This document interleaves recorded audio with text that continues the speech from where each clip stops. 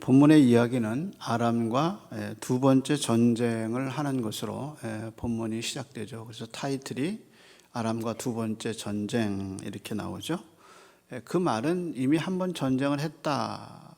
그래서 아람을 이스라엘이 이겼다. 그건 이제 우리가 지난번에 본 거죠. 그런데 이 두 번째 전쟁에서 아합의 순종과 아합의 불순종이 같이 나옵니다. 순종한 것은 뭐고 불순종한 것은 뭐냐? 그래서 순종과 불순종의 이야기가 함께 나오죠. 사람이 늘 한결같이 하나님을 순종하면 얼마나 좋겠어요. 근데 아합처럼 어떤 거는 순종하고 어떤 거는 순종하지 않았다. 그것이 이제 오늘 본문의 이야기 속의 줄거리가 되죠. 사실 열왕기서에서 아합 왕의 이야기가 시작되는 것은 열왕기상 16장입니다. 그리고 아합 왕이 죽는 날은 언제냐? 열왕기상 23장입니다. 그러니까 생각해 보세요. 16장에서 23장까지 이 분량이 굉장히 길어요. 그런데 아합의 이야기는 다른 왕에 비해서 파격적으로 분량만 큰 게 아니라 아합 왕의 이야기는 선지자 엘리야의 이야기하고 맞물려서 진행됩니다. 그래서 이 두 가지 사실은 아합 왕의 이야기가 이스라엘 역사를 이해하는데 아주 중요한 부분이다 하는 것이 열왕기서 저자의 시각이죠. 그래서 엘리야의 이야기와 아합의 이야기가 맞물려서 16장에서 23장까지 아주 길게 아합의 이야기가 적혀 있습니다. 그래서 아합의 이야기 중에서 가장 긍정적으로 표현한 거, 아합은 괜찮은 왕이다 하고 가장 긍정적으로 설명한 장이 20장입니다. 그러고 나서 아합이 진짜 나쁜 왕이다 라고 평가하는 것은 열왕기상 21장입니다. 그래서 21장에 나오는 건 나봇의 포도원 사건인데 우선 20장에 나오는 아합은 선지자의 말에 순종해요. 그래서 전쟁을 일으켜야 하라 그랬더니 그대로 했고요.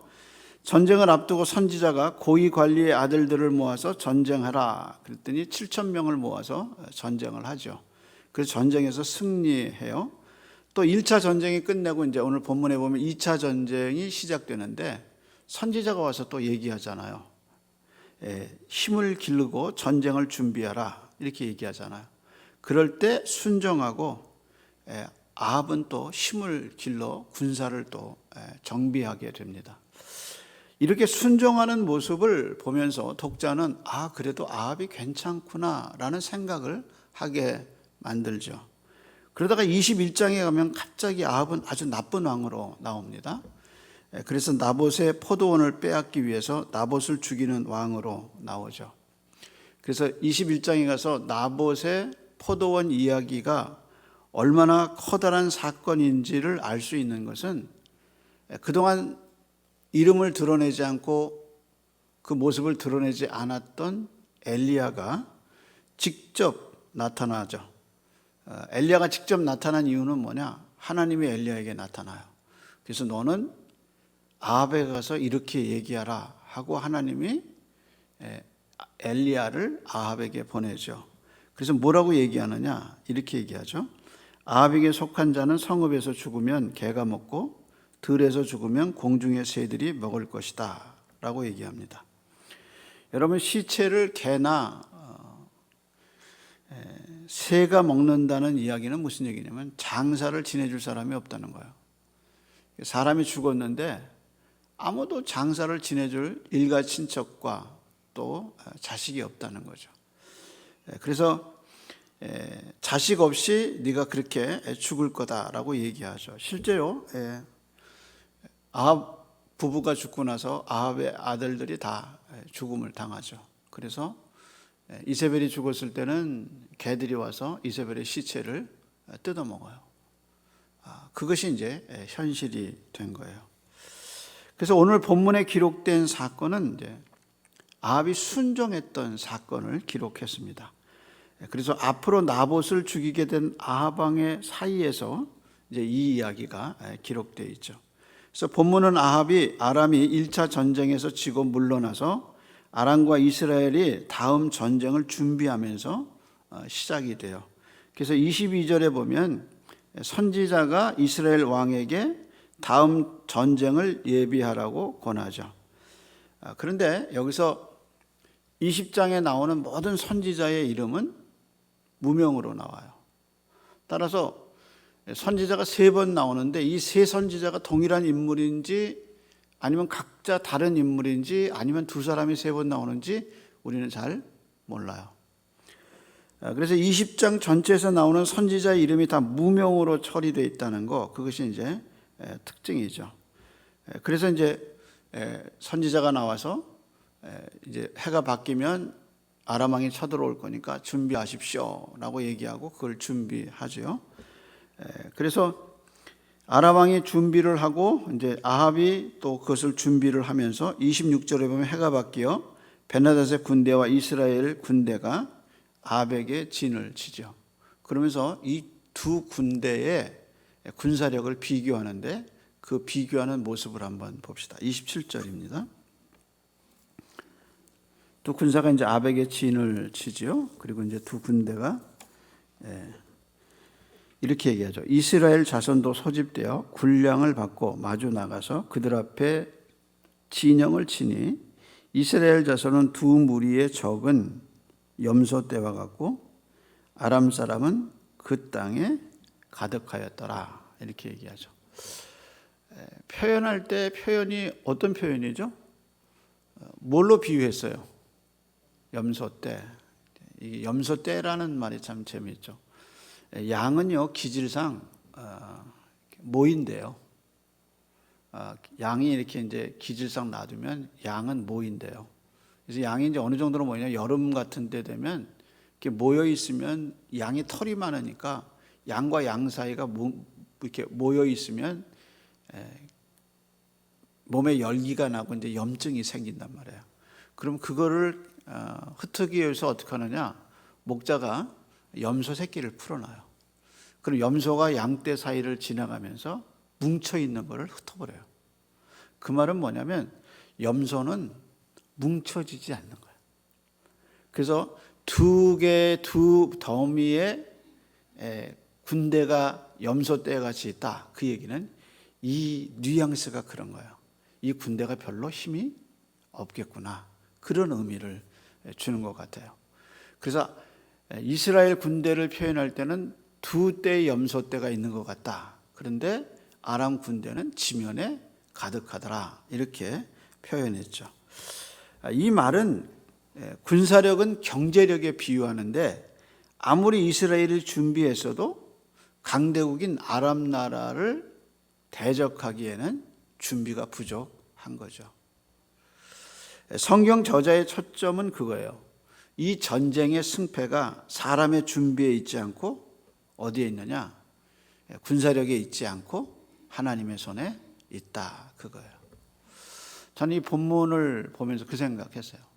설교자가 아무리 준비를 많이 해도 그 준비한 것 때문에 설교가 성공하는 게 아니라는 거예요. 그럼 준비 안 해도 설교가 성공하느냐? 그렇지 않아요. 근데 열심히 준비하죠. 열심히 본문 보고 열심히 묵상하고 쓰고 준비하죠. 근데 승패는 강단에서 하나님이 잡아주셔야 하는 거예요. 우리가 인생을 살다 준비를 하죠. 노후에 또 아이들을 어떻게 준비시키겠다 준비하죠.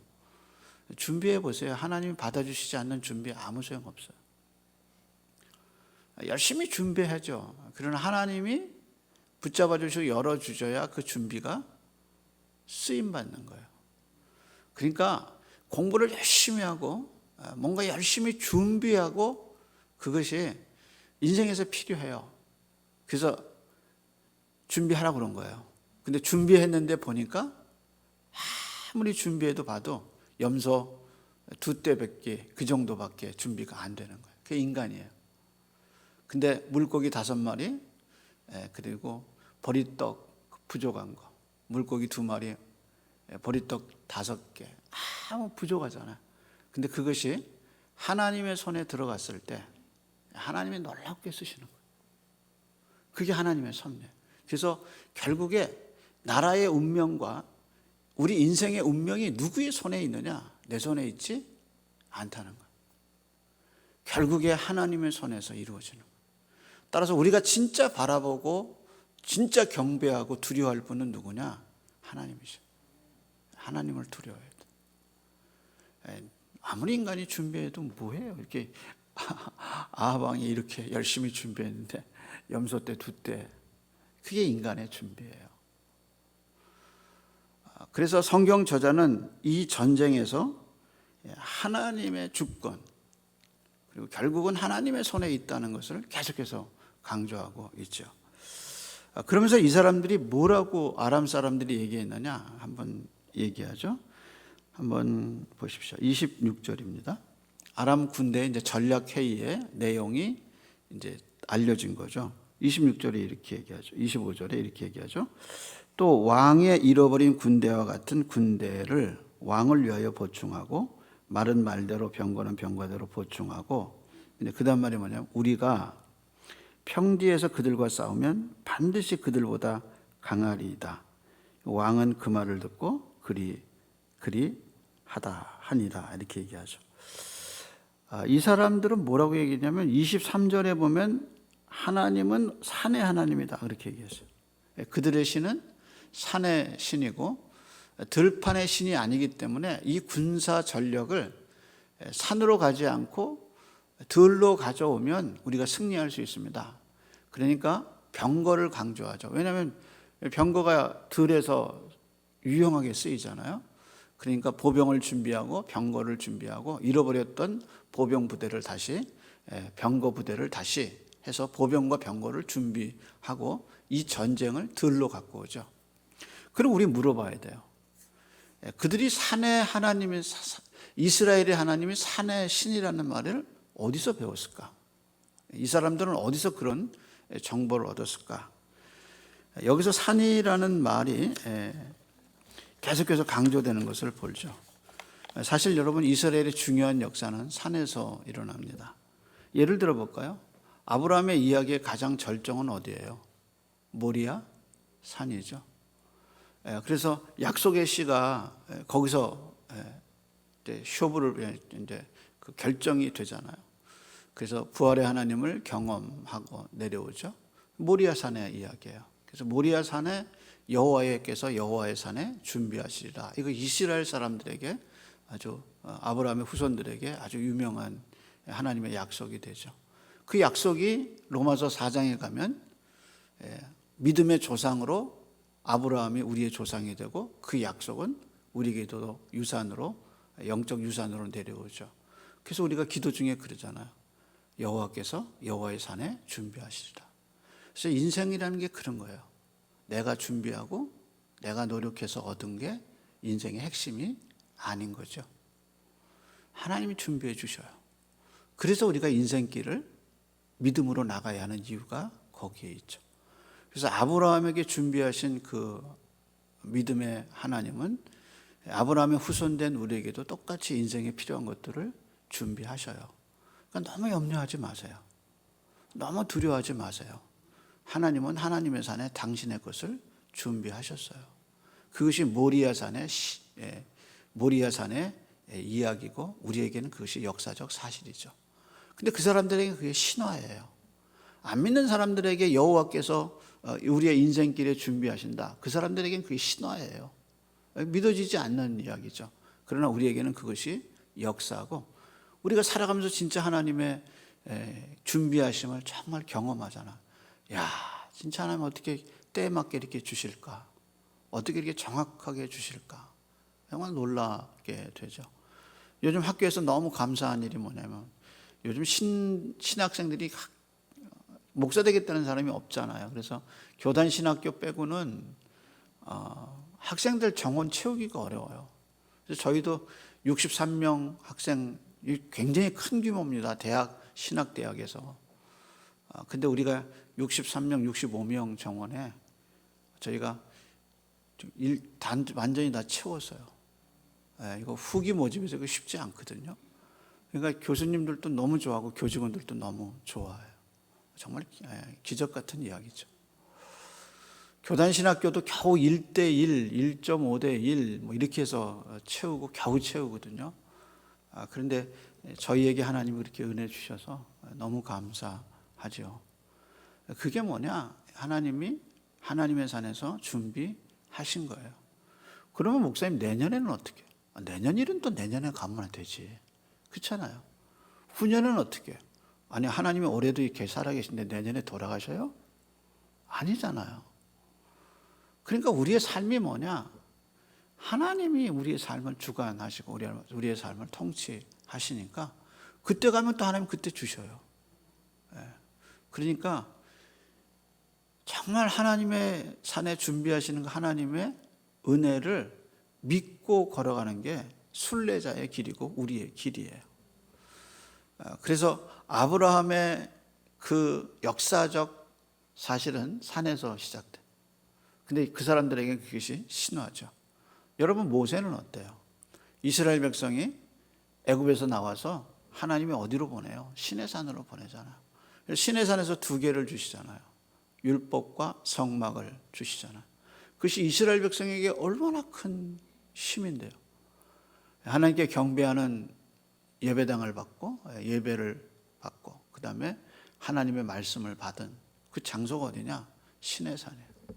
따라서 이스라엘 역사에서 산이라는 것은 엄청나게 중요한 역사죠. 그런데 그 하나님의 강림하신 그 이야기들을 아람 사람들이 알고 있는 객관적 증거죠. 그래서 이스라엘을 산이 아니라 들판으로 가져오면 산의 신인 하나님은 들판에서는 힘을 못 쓰니까 우리가 승리할 거다. 그게 다 뭐냐? 신화예요, 신화. 그 사람들은 신화예요. 얘기가 여기까지 해피엔딩으로 끝나서 이제 중요한 승리가 이루어지고 이제 승리한 아합과 전쟁에서 지금 베나닷이 이제 조약을 맺는 것부터 또 다른 불행이 시작되죠. 그래서 이제 베나닷이 완전히 망했어요. 어느 정도로 망했느냐? 그가 성으로 도망갔는데 이상하게 성벽이 무너져가지고 그 안에 있는 군사가 또 같이 죽어요. 성벽이 어떻게 무너졌는지는 얘기하지 않아. 그게 참 특이한 거죠. 한번 확인해 볼까요? 30절입니다. 남은 자는 아벡으로 도망하여 성읍에 들어갔더니 그 성벽이 어떻게 했어요? 그 남은 자 27,000명이 어떻게 했어요? 무너졌다. 근데 어떻게 무너졌는지는 얘기하지 않아요. 공격해서 무너졌는지 아니면 어떻게 무너졌는지. 그러면서 우리에게 주는 뉘앙스가 뭐냐? 아, 여리고성이 이렇게 무너졌는데 라는 생각을 하게 만들죠. 왜 여리고성이 갑자기 튀어나왔냐? 이제 그건 뒤에 가면 더 우리가 알 수가 있어요. 그래서 이제 이렇게 승리를 했는데 베나닷이 화친을 청하죠. 근데 그 화친을 거절했어야 되는데 아합이 그 화친을 받아들여서 니네 나라의 거리에 우리나라 이름으로 거리를 만들고 또 우리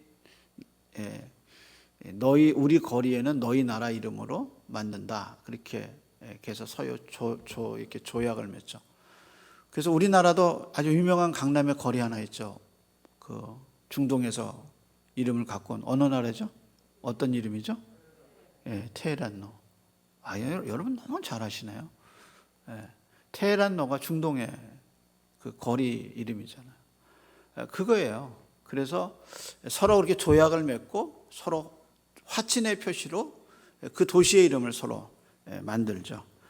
자, 그래서 이런 아합의 행동에 대한 하나님의 평가가 뭐냐? 이 일을 평가하는 것은 아주 우연한 싸움에서 일어나게 되죠. 35절 한번 볼까요? 이렇게 얘기하죠. 한 선지자가 아합을 규탄하다. 선지자 무리 중에 한 사람이 여호와의 말씀을 그의 친구에게 이르되 너는 나를 치라 하였더니 그 사람이 치기를 싫어하는지라 그가 그 사람에게 이르되 내가 여호와의 말씀을 듣지 아니하였으니 내가 나를 떠나갈 때 사자가 너를 죽이리라.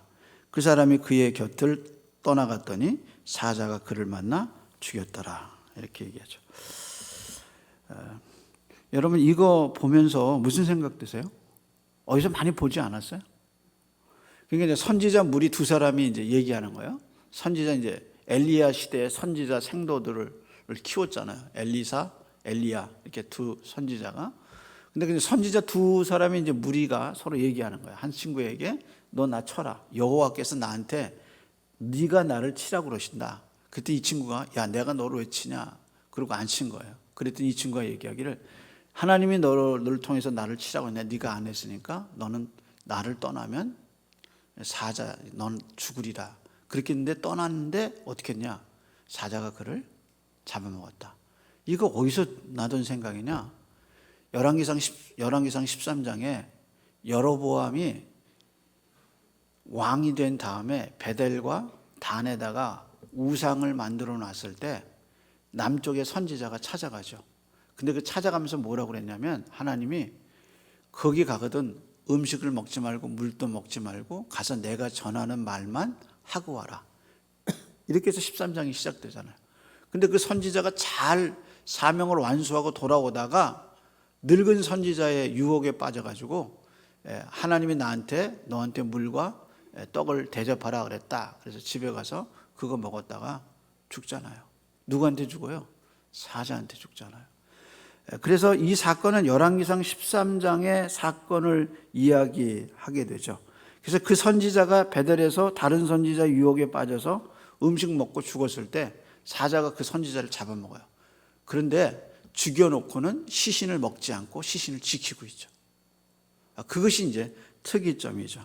그래서 이 사건은 분명하게 독자들에게 이 죽음이 우연하게 된 게 아니라 하나님의 말씀대로 됐다는 것을 가르쳐 준 거예요. 마찬가지로 지금 이 두 선지자의 이야기에서 한 선지자가 여호와의 말씀, 사자, 죽으리라 이 단어들이 그때 13장의 사건을 다시 우리에게 리마인드 시켜주죠. 그러면서 13장의 사건이 똑같이 20장에서 다시 재현되면서 똑같은 죽음을 보게 되죠. 그게 뭐냐? 하나님의 말씀을 소홀히 여긴 죄란 말이에요. 하나님이 분명히 이렇게 얘기했는데 그 말씀을 소홀히 여긴 죄가 뭐냐? 그것이 죽음으로 심판이 끝난다. 이렇게 얘기하죠. 자, 창세기가 시작되면서 죄가 뭐냐? 하나님의 말씀을 소홀히 여긴 게 죄예요. 그래서 분명히 얘기하셨잖아요. 이 선악을 알게 하는 나무의 과실을 먹는 자는 반드시 죽으리라. 그런데 사탄은 나타나서 정령 죽지 아니하리라 이렇게 얘기하죠. 그래서 죄는 뭐냐? 하나님의 말씀을 어기는 게 소홀히 여기는 게 죄예요. 그러면서 지금 똑같은 일이 벌어져요. 근데 이제 두 번째 선지자에게 가서 너 내 눈을 쳐라. 그래서 이제 눈을 쳤어요. 그래서 이제 붕대를 감죠. 그리고 지나가는 아합 왕에게 청혼을 해요. 제가 이런 어려움이 있습니다라고 청혼을 하죠. 그래서 무슨 얘기냐? 그리고 왕이 길을 멈추고 그의 얘기를 들어두죠. 그래서 자기가 전쟁에서 어떤 포로를 맡게 됐는데 맡긴 사람이 이 포로를 놓치게 되면 생명을 대신하든지 아니면 은 1달란트를 내놔야 할 거다 하고 조건을 줘서 그거를 맡았는데 그 포로가 도망갔다는 거예요. 그러니까 하는 말이 왕이여 나를 도와주소서 내가 어떻게 하면 좋겠습니까? 라고 얘기하죠. 그랬더니 왕이 뭐라고 대답했나? 40절 한번 보죠. 40절입니다. 왕의 대답입니다. 이게 이제 자기 운명을 표현한 거죠. 40절입니다. 종이 이리저리 일을 볼 동안에 그가 없어졌나이다. 이스라엘 왕이 하는 얘기입니다. 같이 한번 읽어볼까요? 이스라엘 왕이 그에게 이르되 네가 스스로 결정하였으니 그대로 당하여야 하리라. 이제 이 말을 듣고 선지자가 어떻게 하냐? 수건을 풀고 한 말이 42절이에요. 42절 제가 보겠습니다. 그가 왕께 아뢰되 여호와의 말씀이 내가 멸하기로 작정한 사람을 내 손으로 놓았은즉 내 목숨은 그의 목숨을 대신하고 내 백성은 그의 백성을 대신하리라 하셨나이다. 그러니까 뭐냐? 네가 놓아준 사람 대신 그 하나님이 멸하기로 작정한 사람이 누구냐? 아람 왕의 베나닷이거든요. 그래서 하나님이 그 손에 붙여줬는데 그걸 붙들고 도로 놔줬어요. 그러면 어떻게 되느냐? 네가 그 사람을 대신해서 목숨을 잃고 그 백성을 대신해서 너희 백성이 목숨을 잃으리라, 이렇게 얘기하죠. 근데 여기서 중요한 단어가 있어요. 그 단어가 뭐냐면 하나님이 멸하시기로 작정했단 말이에요. 한번 볼까요? 42절이죠.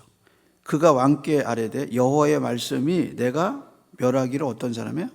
작정했다. 여기서 멸하기로 작정했다는 이 말이 무슨 말이냐면 이게 히브리 말로 헬렘이라는 뜻이에요. 이건 뭐냐면 여호수아 6장에 이스라엘 백성이 여리고성을 무너뜨릴 때 성벽을 7번 돌면서 여호수아가 백성에게 너희가 성에 들어가 뭐라고 얘기하냐면 받침받은 물건에는 손대지 말고 하나님의 곳간에 들여 놔라, 이렇게 얘기하죠. 왜냐하면 거기 있는 물건들은 하나님이 바쳤어요, 하나님께. 그래서 하나님께 바친 바 된 거예요. 근데 그걸 어긴 사람이 누구예요? 아간이 어기죠. 그래서 값비싼 것을 자기 장막에다가 숨기죠.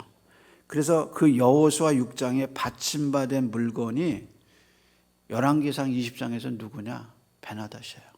하나님이 죽이기로 작정하셨어요. 근데 그 베나닷을 아람 왕이 자기 마음대로 놔준 겁니다. 그래서 이렇게 하나님이 금하신 것을 인간의 편의로 뒤바꿨을 때 그때 어떤 결과가 왔는가? 이제 그 결과는 열왕기상 23장에 가면 아합 왕이 아람 왕과의 세 번째 정쟁에서 죽어요. 그러니까 하나님이 여기서 네 목숨을, 그 사람을 대신해서 네 목숨을 바쳐라, 이렇게 대신할 거다 얘기하는데 그게 어디서 이루어지느냐? 열왕기상 23장에서 아합 왕이 전쟁에서 아람 왕에게 죽어요. 그러니까 우리에게 만약에 아합 왕이 여기서 하나님의 말씀대로 베나닷을 정리했다면 그는 세 번째 전쟁을 갖지도 않고 거기서 죽지도 않아요. 그러니까 하나님의 말씀을 소홀히 한 죄가 뭐냐? 그것이 죽음이에요. 그래서 창세기가 시작된 이래로 열왕기상 왕조에 이르기까지 성경에 흐르는 한 가지 맥락은 뭐냐? 죄는 결과가 죽음이라는 거예요. 그래서 사도 바울이 로마서에서 유명한 말을 하잖아요. 죄의 삭은 뭐라고 그랬어요? 사망이요. 영생은 그리스도 안에 있는 생명이니라, 그렇게 하죠. 그러니까 하나님의 말씀을 소홀히 하는 거. 주 예수를 믿으라. 그리하면 너와 내 집이 구원을 받으리라. 그게 믿어지지 않고 그것을 소홀히 여기는, 하나님이 어디 있어? 구원이 어디 있어? 이런 모든 것이 하나님의 말씀을 소홀히 여기는 거죠. 마치 롯이 자기 사위들에게 찾아갔는데 사위들이 그 말을 농담으로 여겼다. 그게 뭐냐? 하나님 말씀을 소홀하게 여기는 거죠. 그래서 여러분, 사람끼리 좋아서 맺은 언약이 하나님께 원수가 될 수 있다는 걸 기억하세요. 아람 왕이 베나닷이 너는 내 형제다. 그리고 또 아합도 맞다. 너는 내 형제다. 그리고 사람끼리 조약을 맺었는데 결국 그게 하나님의 말씀을 어기게 되고 자기도 죽게 되는 거죠. 그래서 인간의 협약이 하나님의 말씀을 어길 때, 인간의 협동이 하나님의 말씀을 어길 때 어떻게 되느냐? 죽음이 찾아오고 혼란이 찾아오죠. 그게 뭐예요? 바벨 사건이죠. 사람끼리 모아서 우리의 이름을 내자.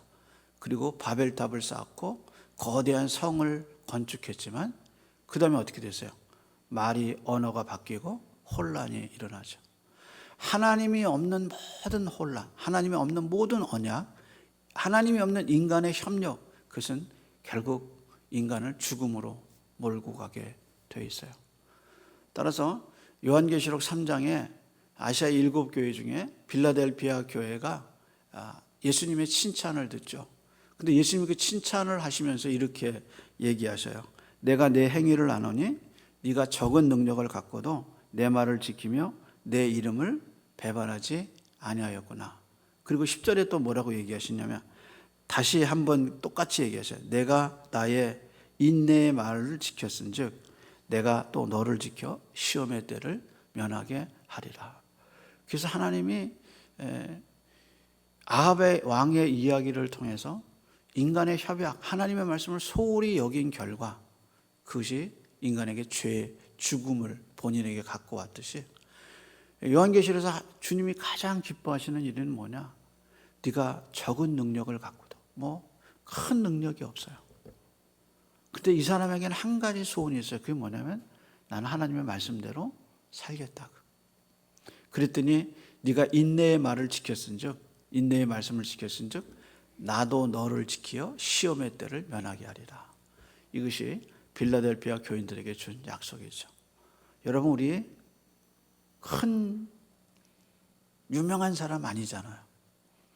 한국의 유명한 교회 아니잖아요. 우리 모두 그냥 그런 사람들이에요. 적은 능력이에요.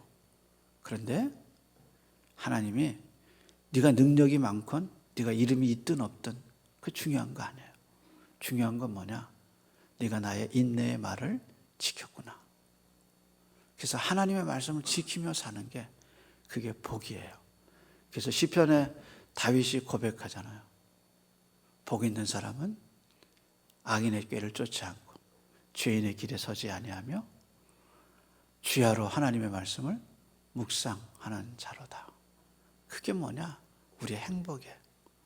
예배 시간에 예배 드리고 맥체인 성경 읽고 어려우면 기도하고 찬양하고 좋은 일 생기면 감사하고 범사에 감사하고 항상 기도하고 그게 큰 능력은 아니지만 그걸 지키고 살면 그게 행복이지. 그 안에서 기쁨이 있고 소망이 있고 마음의 어두움이 다 사라지고 주님과 함께 동행하며 사는 것이 행복이죠. 그래서 네가 나의 말을 지켰으니 나도 너를 지켜 시험의 때를 면하게 하리라. 그 말씀을 갖고 사는 게 이게 우리의 행복이란 말이에요. 기도하겠습니다. 하나님 감사합니다. 수요 예배의 은혜가 얼마나 큰가. 기도하는 사람의 행복이 얼마나 놀라운가. 너희가 지금까지 내 이름으로 아무것도 구하지 않았으나 구하라. 그러면 받으리니 너희 기쁨이 충만하리라. 하나님 예배의 기쁨과 기도응답의 기쁨이 우리 삶의 소망이 되게 하시고 하나님의 말씀 따라 사는 것이 얼마나 행복한 것인가. 시편 1편 1편처럼 복 있는 사람으로 살아갈 수 있도록 은혜를 베풀어 주시옵소서. 사람 말에 휘둘리고 사람의 뜻을 따라 살지 아니하고 하나님의 음성을 따라 사는, 그래서 예수님의 말씀처럼 내 양은 내 음성을 아나니 하는 것처럼 주님의 음성을 따라 사는 복이 있는 우리의 삶이 되게 붙잡아 주옵소서. 오늘도 예배 속에 함께한 모든 이들의 심령에 하나님의 은총과 은혜가 흘러넘치게 붙잡아 주시옵소서. 이제는 우리의 목자가 되어주신 우리 주님 예수 그리스도의 은혜와 예수의 이름으로 기도하는 그 모든 기도, 작은 신음소리 하나까지라도 다 기억하고 계시다가 가장 좋은 때 응답의 열매로 채워주시는 하나님 아버지의 그 변함없으신 사랑하심과 성령 하나님의 진리 가운데 세워주시고 믿어지게 역사하시는 성령 하나님의 충만한 은혜가 오늘도 예배한 심령들 머리 위에 이제로부터 영원토록 함께 있을지어다. 아멘.